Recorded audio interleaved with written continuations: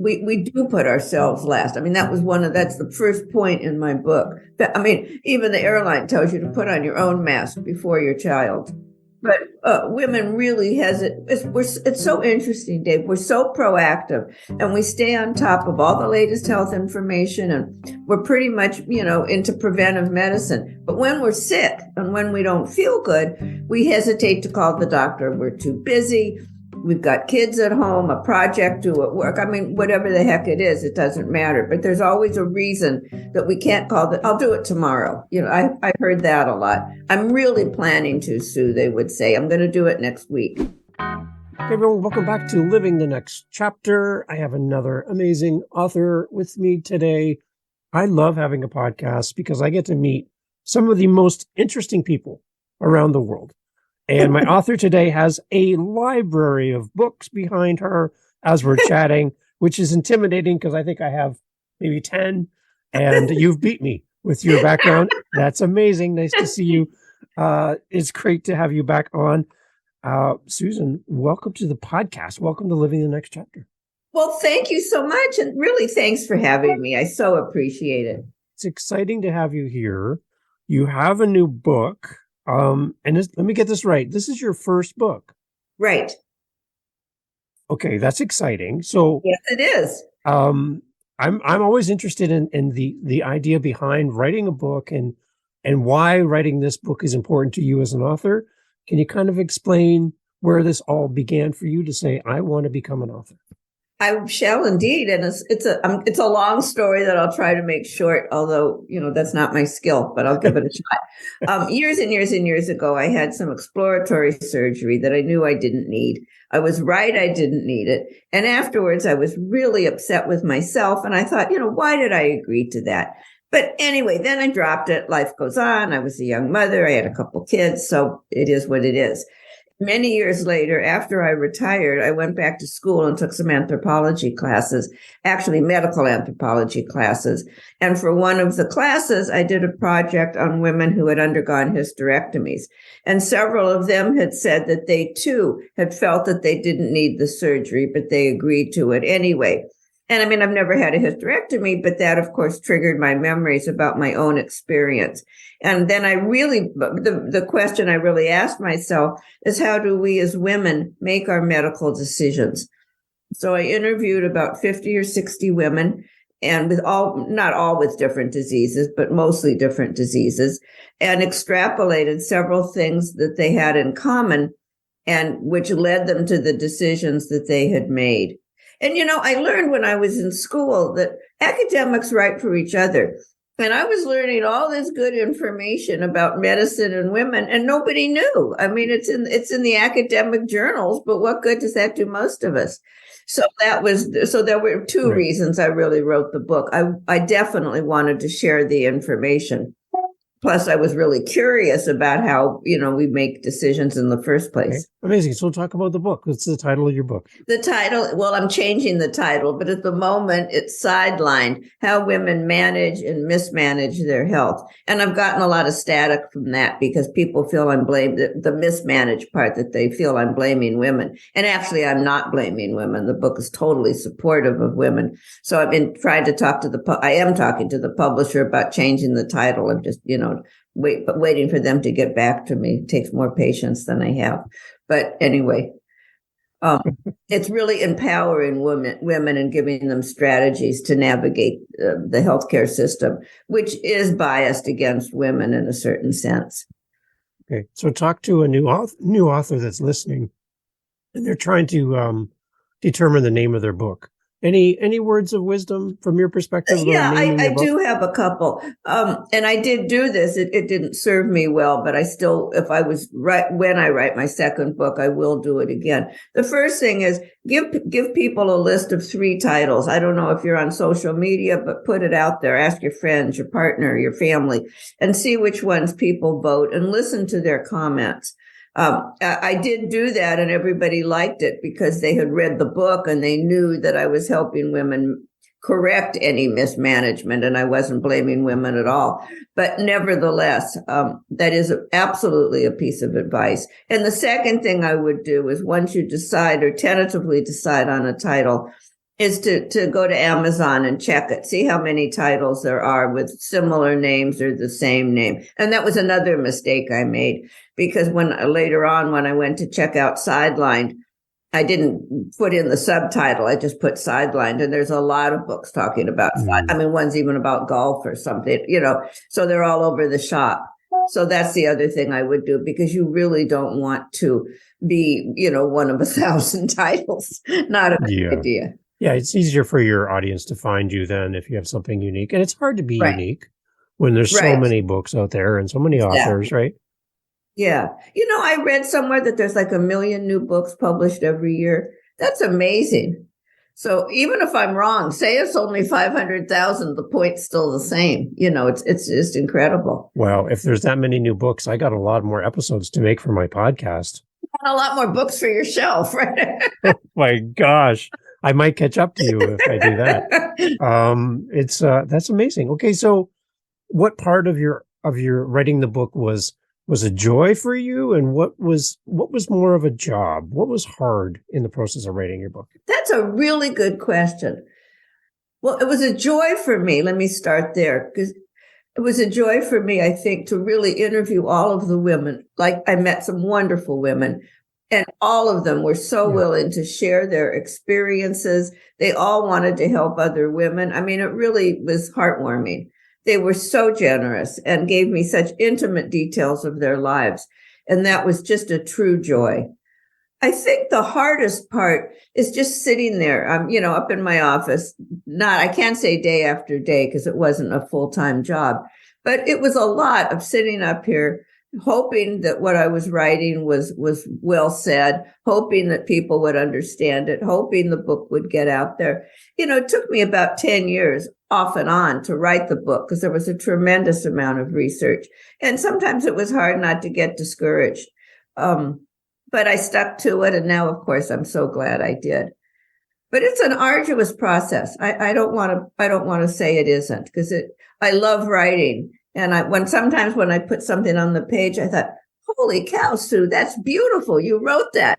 And other times I say to myself, oh my God, did I write that? That's terrible. So it just sort of depends how it goes. Amazing. So while we're chatting, I have your website up here in front of me, and I noticed that you are definitely in the media. I'm seeing links to all kinds of podcasts that you've been on or a part of. Right. Talk a little bit about connecting your journey, your writing, your story, and what you're talking about with podcasting. Has this been beneficial for you as a guest? Yes, I think that the podcasts have really helped sell books. And in the interest of full disclosure, I'm 80 years old. Social media is not my thing. So I have hired a PR person and a social media person to help me. And they book the podcast for me, and they help me with the social media. Because my last TikTok, believe it or not, just had 116 or 17,000 views. I mean, I'm thrilled. So, wow. Here I am, the sort of 80-year-old TikTok sensation. Oh, I love it. You are going to blow up. This is great. No, that's a lot of people. But I think the podcasts have really helped more than the social media. Well, I don't know if that's considered social media. I guess not. Yeah. Is it? You would know more about that than me. I think it's a good way to get your voice out there, and people can connect with you. Mm-hmm. Talk to an author now that's listening that hasn't been on shows. What's the value then, beyond what we've already mentioned, for an author to be on a podcast to talk about their book? Well, I think it gives you a lot of practice too on how to talk about your book. So when somebody asks you, I'm at this point, there's nothing anybody can ask me about the book that I can't answer. That was not true in the beginning. I've had a lot of practice now. And it's funny, you know your own book, but it's really hard to recall it when you're in front of an audience, or when you're talking and you're being recorded or whatever. And it does help sell books. I mean, if you want to sell the book, it's one really good way to do it. Yeah. If you're smarter than me and can book them yourself, then it doesn't cost anything. So it's a free way of getting advertising. Awesome. Talk a little bit about our good friend and mutual contact, Beth Silver, and what she's doing to help you What is it kind of like to work with somebody like that as well? I want to give her a shout out because she helped arrange all this. So hi, Beth. But talk about working with Beth. That's really nice, and I'm really glad you asked me that. Beth is wonderful. If anybody needs a publicist, I certainly recommend Beth Silver. She's in New York, and you can just Google her, I'm sure. She does arranges all the podcasts. She helped me find a social media person who is also excellent. She's really held my hand occasionally when I get a bad review, and sometimes that happens. And I have to say that that's really upsetting. But it is, you have to expect it. Not everybody's going to love your book. And she's there when I get a great review, and she's, calls me, and we virtually have a glass of champagne or whatever. So I do recommend having somebody help you with PR. The social media, maybe more people can do by themselves than I can. But a PR person really has contacts. They know people. It has a professional vibe that I think is important. So if I don't know what everybody's, fees or how do I say it? Everybody's bank accounts are different. But if you can afford it, I do recommend it very highly. Because it's one thing when I talk to authors is you write a book and then you have to promote the book. That's another whole skill set altogether. And just when you think you're done, the book is done, you have it in your hand, you're ready to go out in the world. You think you're finished, but that's just the starting line. Well, now you got to get out there and talk. Exactly. Right? And you asked me what the hardest part of the book business is. And I would say the marketing. I don't really enjoy it. I love podcasts because I love talking to people. That's great. But I mean, I don't want to sit there and learn the social. I should. I mean, I really should learn how to do all this myself. But I don't want to. I'd rather write. I like writing articles. And, I think the marketing it's a different thing. Some people are marketers, some people are writers. And there's not that many writers that are marketers. I mean, as a writer, I like to be alone, although I love to talk to people, but I like being in my office. I don't want to be out there pushing the book and with books in my trunk, going from bookstore to bookstore. I mean, and I should. I'm not, and if you can do it, more power to you. It's just not for me. So recognize where your skill sets are and then bring great people alongside of you where you need the help, right? Yes, absolutely. And in all honesty, for those people who are preparing to write or are writing their first or even second book, you kind of have to figure how much money are you prepared to lose? That's what people told me when I started out. And of course, I thought they didn't mean me. But how wrong I was, you really will be very lucky if you even break even. So be careful what you spend and just figure you're going to lose. And if it's a win, that's fantastic. But if you're writing to make a living, get a day job. That's what I suggest. What kind of doors are you foreseeing will open for you now that you have a book? What are you anticipating? You'll gain access to a new audience, maybe new opportunities? What are you hoping for now that the book is going to be available? First of all, having one book behind me makes it easier to get a second book published, number one. Right. And it gives me credibility. That's really what it does. It shows that, a lot of people start books and then don't have the self-discipline to finish them. It shows I can do that. But I think that it just gives you a lot of credibility, and it says this person, whoever she or he is, whoever they are, will do what they say they're going to do. And it's true. I mean, if you can do it, you can do it. And a lot of people don't want to and don't finish. And I can understand why, because it's hard work. Before we jump more into the book itself, the one thing I picked up on was your comment around bad reviews. I've had other authors come on, and some people really struggle with bad reviews and getting comments on something they're so passionate about. They spent so much time writing and putting their heart and soul into, and then you have someone leave something that's not constructive, right? Maybe it's a review. Maybe there's reviews that are constructive that help you become a better author. That's great. I love those reviews. I agree. But when it's not constructive, and they really struggle with this, and they're afraid to put themselves out there because they don't want bad reviews.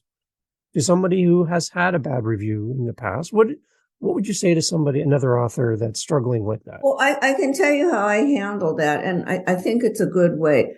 let me start with the good reviews for a minute. Whenever I get a really good review, I always write a thank you note. Nice. Even if it's just on somebody, I mean, mostly people I don't know. So I just send a message and say, hey, thanks, or whatever I say. When I get a bad review, and I've only actually had one, and it was weird because she said the book was full of good information, but she had to slog through it. And so that was not what I've heard in the past. People have told me it's such an easy read. They did it in one sitting. So I wrote her and I said, I'd love to know what, if I'm going to be writing book 2, what changes would you like me to make? Thank you so much for your feedback. I really appreciate it. I'm not quite sure what you meant, which part was the slog. Anyway, she never answered me, but that's what I recommend. And you may get some really good ideas, or somebody may say, well, no, I didn't really mean the whole book. I just meant this chapter or this story, or, you may get some great ideas. The whole world is not going to like your book. I don't care whether you're Leo Tolstoy or Jeffrey Archer or whoever you are, just how it goes. The other thing, while we're on the subject, is if the book doesn't sell, people have told me they get so discouraged.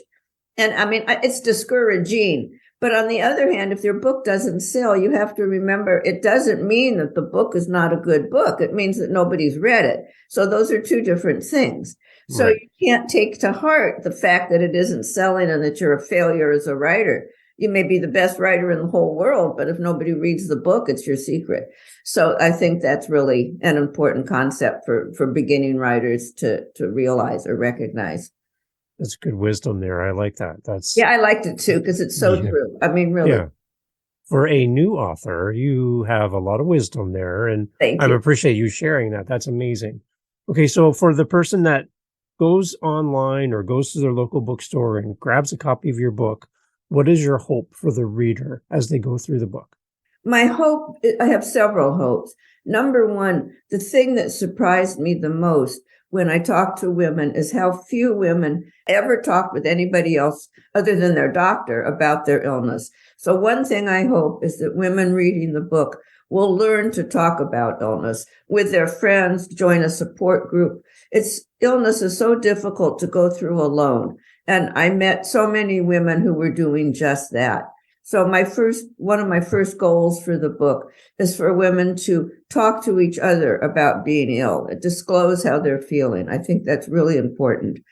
The second thing, and what the book's really about in a technical fashion, is it empowers women to navigate the healthcare system. One of the things I did not realize until I did my research is we really don't know as much about women's bodies as we do about men's. For example, women's illnesses get less research money than men's illnesses. So prostate cancer gets a lot more money than, say, uterine or ovarian cancer. But our cancer is more fatal. Yeah, nevertheless, you guys get the money. Women researchers get less money than male researchers. And women researchers are published less often than male researchers. So if you're a woman researcher researching a woman's disease, you're going to find yourself at the bottom of the funding barrel. And I think that that's important because as a result, there's less out there about women's diseases. There's a lot out there, but it's not the same quantity. And women for years have been left out of clinical studies. It's much better now, but we're still living with that unfortunate history. So I think it's really important for women to know some of these facts, to know what to expect when they talk with their doctor, to know what to do if they find the appointment unsatisfactory, to know how to handle it. There's all kinds of tips in there that will help women really navigate this unfortunate situation. It's interesting. Yeah. So you're giving the tools and the expertise and the knowledge for your readers. Correct. To be healthy. And the one thing that I remember, somebody gave me an example of their grandmother, and it's a little far reaching for the context, but she'd bake cookies for her family. And what she would do is she would keep back all of the cookies that weren't perfect. So she gave all of her best to her family, and she would eat the ones that she wasn't proud of, right? She would hold them back. But the story there, kind of what it was basically saying was, in that situation, as women, she was giving out all of her best to everyone and not really taking care of herself, Right. really having the leftovers. And it was more of like time, giving all your time to everybody. And what you had left over was for you, right? And Yeah, it just kind of got the context that women are always giving and making sure everyone else is good it's true. and everyone else has the best. And I'll settle for the leftovers and not the pretty things or the nice things. It's so true. I think women need your book, in a way to understand that you really do need to take care of yourself. Well, and so many women don't. We do put ourselves last. I mean, that's the first point in my book. I mean, even the airline tells you to put on your own mask before your child. Perfect. Yes. But women really it's so interesting, Dave. We're so proactive and we stay on top of all the latest health information, and we're pretty much, into preventive medicine. But when we're sick and when we don't feel good, we hesitate to call the doctor. We're too busy. We've got kids at home, a project due at work. I mean, whatever the heck it is, it doesn't matter. But there's always a reason that we can't I'll do it tomorrow. I heard that a lot. I'm really planning to, Sue, they would say. I'm going to do it next week. That's not me. So I was, well, a little bit it is, I guess, actually. Yeah. But I was startled. I really did find that. And the other thing I found that's kind of connected to that is that women hesitate to get second opinions because we don't want to hurt the doctor's feelings. Meanwhile, we're scheduled for major surgery, like the women who had hysterectomies, for example, or even myself. I didn't get a second opinion either. I didn't want to upset the doctor. I didn't want to be rude. I mean, all of those ridiculous reasons, quite frankly. And second opinions are just so important when you're facing a major diagnosis or a major surgery. But it's tied to, we always want to be good to other people and we're not good enough to ourselves. That was a good point you made, and I appreciate it. It's amazing. Yeah, and I think that's the one thing we all need to do is to take better care of ourselves. We are here for a reason. Our families are looking to us to be a good example on how we treat ourselves as well. And they're going to learn from our example. Right? No, I think this is true for men and women. Absolutely. And think about it. If you don't feel well, your energy's down, you're irritable, you're just whatever, and you can't take as good care of your family as you can when you're feeling healthy, strong, and energetic. So if you can't do it for yourself, call the doctor and get a second opinion for your family, because you'll take better care of them if you can. And if you do, I should say. Amazing. What is next for you? Well, you talk about book 2. Is that something that's in the very near future, or is that out in the distance? Talk about a little bit about that too. Right now, it's out in the distance. I was going to do a book on shame. I was so surprised to find out how many women felt ashamed about being ill. And I wanted to do a book on that. But I'm not sure now. I'm still playing with it. I might do a book on old age because I think it gets a bad rap. It's not a bad stage of life at all. So I think that would be interesting. I'm not sure yet, so it's out in the distance. I'm busy writing articles, being on podcasts, playing with my grandchildren. There you go. So I'm still thinking, but there will be a book too. I just don't know when. Don't hold your breath. There you go. I love it. And it takes me a while. Talk a little bit about the articles you're writing. Who are you writing for? What are they about? I just wrote I'm going to be on a podcast. I can't remember when it is, frankly. So I just wrote an article for their blog, and I was recently, well, I guess it's been a while, but I was recently published on the Huffington Post. I don't remember what that article was about. I was published. I can't remember. Isn't that terrible? Good. I love it. Yeah, but I've been doing it, and I love writing articles. They're a little easier than books, not too much easier, but somewhat. They're short. They take less time to research just because they're shorter. It's basically the same process, actually. And that's one reason this book 2 is in the future, because as I research these articles, I'm like, I just got turned on about the old age thing. I hadn't really thought of that as a book. And now I might, ageism is pretty. Did you know that 50% of the world's population, that's 1 in every 2 people, think that old people are, sick, lose their memories? I mean, ageism is really predominant. I did not know that. And so now I'm fascinated by that, and I'm exploring it. I was shocked. Amazing. Yeah, it is amazing. Really. Wow. Well, and being 80, it hit home. I thought, oh my goodness, what would they think of me? I'm so active, Susan, when I met you, there was like no thought in my mind that you were 80 years old. There's no way. I'm like, that's impossible. I agree completely. I want some ID. I want you to show me your ID because there's no way.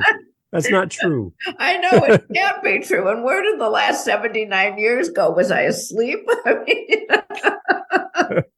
it's just amazing to me. So I'm on your website. I love your website, by the way. Thanks. There's one thing that I clicked on that I really enjoyed was your 5 stress tips. 5 tips to help reduce your stress. And I'm like, this is nice. I'm like, everyone should read this. It's really cool. What was the idea about writing something about stress? Where did that come from? Well, that's where the social media came in. I had done, I think I'm trying to remember back because that was a while back, but I think I had done a video for Instagram or a reel for Instagram, and it got a tremendous amount of views, as I recall. And I thought, wow, stress and anxiety seem to be generating a lot more traffic for me than some of the other podcasts. So I put it on my website for free, to try to drive people to the website. And it worked. I mean, I was able to build a little bit of a mailing list. Quite a big mailing list for me, actually. So I'm going to start doing newsletters and stuff like that. That's another project I have in mind. I have all these projects and just... I love it. So people can come to the website. They can sign up and get information from you and kind of be part of your community. Absolutely. Talk a little bit about the website. What happens when I show up? Where should we go? You go to SusanSalenger.com. That's SALENGER. People misspell it. So you can do that. And there's some stress tips. And I think there were health tips. You can hear some of my podcasts. If you're interested in the subject, you can buy the book, etc. Read the articles. I think the articles are posted. I have to go check. It's been a while. Excellent. Yeah. Like I said, I'm scrolling through a ton of podcasts that you have on. It's so amazing. And I see the link for Huffington Post here as well, which is awesome. Right. So everything we've been talking about is here. One-stop shop for everyone to find all things Susan. Right. Exactly. I would love for everyone to go buy the book, leave a wonderful review. Are you nice? An encouraging review, and help Susan with her plans for the next book by being a supportive community member for a new author who's putting themselves out there and sharing something that we all need to talk more about and make it more of a public conversation. Very much. And that's really true for all of the authors that you talk to, and that was a really nice thing you just said. Thank you. Amazing. And to Beth, again, we say it again. Beth, thank you for making this happen for both of us, connecting us. I really appreciate Beth's help and support. Susan, thank you for being part of Living the Next Chapter. It's so great to have you. Thanks. You got to come back for book 2 when that's ready. Promise. I have you recorded on tape now. Absolutely. Right. Okay. I promise. Thank you very much. Thank you, Susan. Thank you, everyone. Please go check out the show notes and support great authors like Susan. And thank you, Susan, for being part of the show. Thanks for having me.